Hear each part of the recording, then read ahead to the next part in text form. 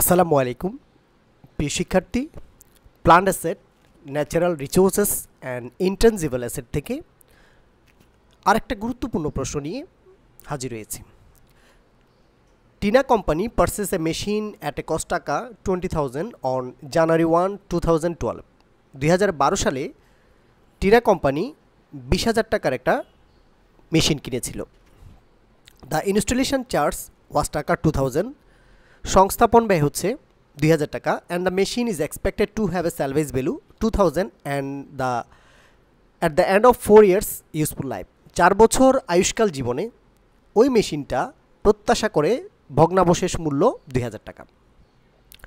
Prepare depreciation schedule for the following method, অর্থাৎ আমাদের নিম্নোক্ত পদ্ধতির মাধ্যমে আমরা একটা অবচয় তালিকা তৈরি করব। তাহলে এই প্রশ্নে আমরা মেশিনের ক্রয় মূল্য পেয়েছি 20,000, তার সাথে সংস্থাপন ব্যয় পেয়েছি 2,000, তাহলে টোটাল কস্ট অফ মেশিন দাঁড়াবে আমাদের 22,000 টাকা, এবং স্যালভেজ ভ্যালু পেয়েছি 2,000, আর আয়ুষ্কাল পেয়েছি আমরা 4 বছর। এই হচ্ছে আমাদের অঙ্কের formula. Some of year digit method করার জন্য প্রথম আমরা যে একটা নোট করব তার নাম হচ্ছে ডেপ্রিসিয়েবল ভ্যালু, অবচয়যোগ্য মূল্য। টোটাল কস্ট অফ মেশিন থেকে যদি আমরা স্যালভেজ ভ্যালুটা মাইনাস করি তাহলে আমরা পাচ্ছি ডেপ্রিসিয়েবল ভ্যালু। তাহলে টোটাল কস্ট অফ মেশিন আমরা কীভাবে বের করব? টোটাল কস্ট অফ মেশিন বের করার জন্য সম্পদের ক্রয় মূল্য 20,000 টাকা, তার সাথে আমরা ইনস্টলেশন চার্জ, সংস্থাপন ব্যয় 2,000 টাকা যোগ দিলে আমরা পাচ্ছি টোটাল কস্ট অফ মেশিন আমাদের 22,000 টাকা। এই জায়গা থেকে আমরা স্যালভেজ ভ্যালু 2,000 যদি মাইনাস করি তাহলে আমরা পাচ্ছি ডেপ্রিসিয়েবল ভ্যালু হচ্ছে আমাদের 20,000 টাকা। এরপর আরেকটা নোট আমরা করে নিব, টোটাল সাম অফ ডিজিট, অর্থাৎ আমাদের কাছে যেই ডিজিটগুলো আছে, অর্থাৎ আয়ুষ্কাল যেটা আছে 4 বছর, এই 4 বছরের একটা আমরা যোগফল বের করব। তো যোগফল বের করার জন্য আমরা ধারার একটা সূত্র ইউজ করেছি, স্বাভাবিক সংখ্যার সমষ্টি সূত্রটা, n × n+1/2। n হচ্ছে আমাদের আয়ুষ্কাল 4 বছর, তাহলে n এর মান আমরা 4 বসালাম, এরপর n এর মান 4 + 1, তাহলে এই 4 এবং 1 যোগ করলে 5, 5 × 4 হচ্ছে 20, 20কে যদি আমরা 2 দ্বারা ডিভাইড করি তাহলে আমরা পাচ্ছি 10।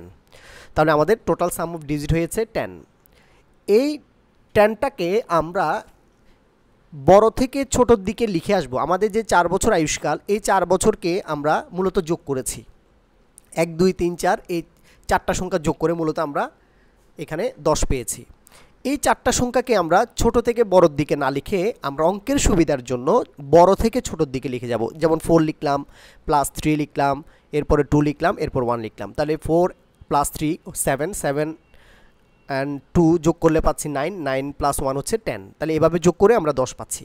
কিন্তু আমরা এই কাজটা সূত্রের মাধ্যমে আমরা করে দেখিয়েছি, এবং এই পাশাপাশি আমরা বড় থেকে ছোট সংখ্যাগুলো লিখে যোগ করেও দেখিয়েছি, যেভাবে মনে চাই করা যায়। এরপর আমাদের যে শিডিউল কাজ, এই শিডিউলের জন্য আমরা প্রথম অবচয়টা বের করে নিব। তাহলে সাম অফ ইয়ার ডিজিট মেথডে অবচয় বের করার জন্য আমরা একটা সূত্র এখানে লিখেছি, yearly depreciation, depreciable value into উপরে দিয়েছি রিমেনিং ইয়ার, নিচে দিয়েছি টোটাল সাম অফ ডিজিট। তাহলে ডেপ্রিসিয়েবল ভ্যালু 20,000 টাকা, প্রত্যেকটা বছরের জন্যই মূলত 20,000 টাকা। আমাদের ডেপ্রিসিয়েবল ভ্যালু প্রত্যেকটা বছরের জন্য এখানে 20,000 টাকা হিসাবে বসাবো। এই যে আমরা 20,000, 20,000, 20,000 এভাবে বসিয়ে দিলাম। এভাবে 4 বছরের আমরা শিডিউলে 20,000 করে বসিয়ে দিয়েছি। এটা আমাদের 13 হবে, এটা 14 হবে, এটা হবে 15। তাহলে ডেপ্রিসিয়েবল ভ্যালু আমরা 20,000 করে এখানে বসিয়ে দিয়েছি, 20,000, 20,000, 20,000, 20,000। এরপরে টোটাল সাম, আমরা যে টোটাল সাম বের করেছি, এই যে 10, টোটাল সাম হচ্ছে আমাদের যোগফল হচ্ছে 10। এই 10টা আমরা প্রত্যেকটা বছরে বসিয়ে দেব। এই প্রত্যেকটা বছরের নিচে টোটাল সাম অফ ডিজিটের সূত্রে 10, 10, এরপরে 10, এরপরে 10 আমরা লিখে দিয়েছি। এরপরে যে কাজটা আমরা করব, রিমেনিং ইয়ার, আমি যখন প্রথম বছর অবচয় নির্ণয় করতে যাব, তাহলে আমার কাছে অবশিষ্ট বছর আছে এই 4, এই জন্য আমরা প্রথম বছর এখানে 4 বসিয়েছি। এরপরে আমার কাছে আছে 3, এরপর আমরা 3 বসিয়েছি। এরপরে আমার কাছে আছে 2, এরপর আমরা 2 বসাবো। এরপর আমার কাছে আছে 1, এরপর আমরা 1 বসাবো। অর্থাৎ রিমেনিং ইয়ার বলতে আমার কাছে যখন প্রথম বছর আমি অবচয় নির্ণয় করতে যাব, তাহলে আমার কাছে 4টা বছরই হাতে আছে। যখন আমি 1 বছর পার করে ফেলবো তাহলে আমার কাছে 3টা বছর হাতে আছে। এরপরে যখন আরেকটা বছর আমি পার করে ফেলেছি তাহলে আমার কাছে আছে 2টা বছর। এরপরে আর লাস্ট আমার কাছে আছে একটা বছর। এই জন্য আমরা এটাকে বড় থেকে যখন ছোটোর দিকে লিখব, তাহলে অঙ্কের সুবিধাতে আমরা এই যে এখানে প্রথমে 4টা বসাবো, এরপরে 3টা বসাবো, এরপরে আমরা 2টা বসাবো, এরপরে আমরা 1 বসাবো, আর টোটাল সাম অলওয়েজ এখানে আমরা 10ই বসাবো। ডেপ্রিসিয়েবল ভ্যালু আমরা প্রতি বছর সমান 20,000 টাকায় বসাবো। তাহলে প্রথম আমরা এবার টাকাগুলো বের করে নিই। 20,000কে আমরা 10 দিয়ে ভাগ করলাম, তাহলে হয়েছে আমাদের 2,000। 2,000কে 4 দিয়ে গুণ করলে আমরা পেলাম 8,000 টাকা। ঠিক একই রকম করে 20,000কে 10 দিয়ে ভাগ করলে 2,000, 2,000কে 3 দ্বারা গুণ করলে 6,000, 20,000কে 10 দিয়ে ভাগ করলে 2,000, 2,000কে 2 দিয়ে গুণ করলে 4,000, 10,000কে আমরা 20,000কে 10 দিয়ে ভাগ করলে পাচ্ছি আমরা 2,000, 2,000কে 1 দিয়ে গুণ করলে হচ্ছে 2,000। এই হচ্ছে আমাদের অবচয়। 2012 সালের অবচয় 8,000, 13 সালে 6,000, 14 সালে হচ্ছে 4,000 এবং 15 সাল হচ্ছে 2,000। এখন এই অবচয়টা ক্যালকুলেশন করলে আমাদের জন্য শিডিউল করাটা অনেকটা ইজি। অনেকভাবে শিডিউল করা যায়, তবে এইভাবে যদি আমরা করি মনে হয়েছে খুবই সহজে আমরা শিডিউলটা করতে পারবো। তা আমরা শিডিউলের নামটা দিয়েছি এখানে schedule of depreciation under some of year digit method, অর্থাৎ বর্ষ সংখ্যার সমষ্টি পদ্ধতির মাধ্যমে আমরা অবচয়ের একটা সারণী বা তালিকা তৈরি।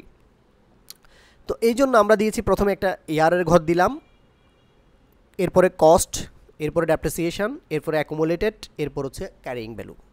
তাহলে ইয়ার হচ্ছে আমাদের 4 বছরে শিডিউল করব। 2012, 13, 14, 15 দিলাম। কস্ট আমাদের এখানে টোটাল কস্ট অফ মেশিন হচ্ছে আমাদের 22,000, 20,000 আর 2,000 যোগ করলে হচ্ছে 22,000। এটা হচ্ছে টোটাল কস্ট অফ মেশিন। প্রত্যেকটা বছরে কস্ট অফ মেশিন আমরা 22,000 বসিয়ে দিলাম। এবার অবচয়টা আমরা বের করে নিয়েছি। প্রথম বছরে 8,000, এরপরে 6, এরপরে 4, এরপরে 2, এই যেগুলো আমরা বসিয়ে দেব।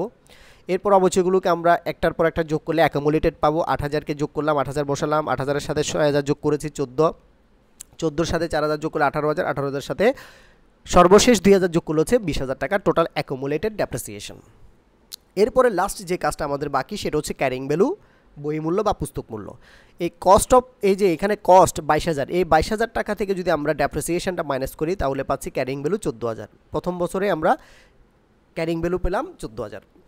এই 14,000 টাকা থেকে এর পরের বছর ডেপ্রিসিয়েশন 6,000 মাইনাস করলে আমরা পাবো 8,000 ক্যারিং ভ্যালু। এই 8,000 টাকা থেকে আমরা 4,000 টাকা ডেপ্রিসিয়েশন মাইনাস করলে আরও পাবো ক্যারিং ভ্যালু 4,000। এই 4,000 থেকে 2,000 টাকা মাইনাস করলে আর আমরা পাবো 2,000। এই 2,000 টাকা মূলত আমাদের স্যালভেজ ভ্যালু। স্যালভেজ ভ্যালু আমাদের মিলে যাবে। আমাদের অঙ্কের আয়ুষ্কালের সাথে যদি আমাদের সারণীর সময়টা মিলে যায়, অর্থাৎ আয়ুষ্কাল হচ্ছে 4 বছর, আমরা সারণীটাও করলাম 4 বছর, দ্যাট মিন্স আমাদের 4 বছর পরে বলা হয়েছে এক্সপেক্টেড স্যালভেজ ভ্যালু 2,000 টাকা। ঠিক একই রকম করে অঙ্কে এক্সপেক্টেড স্যালভেজ ভ্যালু এখানে 2,000 টাকা মিলে যাবে, আমাদেরকে মিলাতে হবে। ওকে, এভাবে আমরা ক্যারিং ভ্যালুটা নির্ণয় করব। তাহলে কস্ট থেকে আমরা ডেপ্রিসিয়েশন মাইনাস করলে ক্যারিং ভ্যালু, এই ক্যারিং ভ্যালু থেকে পরের অবচয় বিয়োগ করলে আবার ক্যারিং ভ্যালু, এই ক্যারিং ভ্যালু থেকে পরের বছর অবচয় বিয়োগ করলে পাচ্ছি আমরা আরেকটা ক্যারিং ভ্যালু, এই ক্যারিং ভ্যালু থেকে লাস্ট অবচয়টা বিয়োগ করলে পাচ্ছি আমরা সর্বশেষ ক্যারিং ভ্যালু। এভাবে আমরা সাম অফ ইয়ার ডিজিট মেথডের যদি সারণীটা করি আশা করি খুব সহজে আমরা করতে পারবো। বইও অনেকভাবে আছে, তবে এভাবে করাটাই সবচেয়ে সহজ। ধন্যবাদ সাথে থাকার জন্য। আসসালামু আলাইকুম ওয়া রাহমাতুল্লাহ।